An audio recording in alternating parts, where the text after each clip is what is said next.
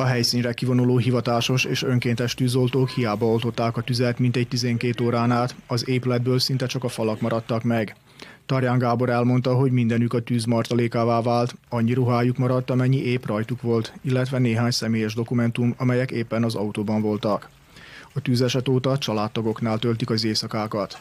Minden erőnkkel, minden energiánkat belefektetve takarjuk ki az épületet a romok között, ami maradtak, de ha bár ami a rom alatt is maradt, tehát használhatatlan, tehát semmi nem maradt.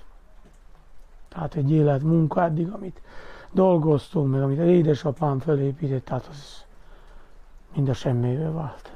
Tarján Gábor kiemelte, hogy sokan összefogtak és segítséget nyújtanak a takarításban és a felújítási munkálatokban. A munkahelyén felajánlották, hogy a tetőszerkezetet, a betonplafont és az ablakokat ők biztosítják. Egy újvidéki cég felkínálta, hogy az épület vakolását elvégzik és be is messzelik, egy barátja pedig felajánlotta, hogy cserepeket ad a hátsó épületre. Ismerősök és cégek képviselői gerenda szerkezetét adományoznak, de sokan felkínálták az anyagi támogatást is.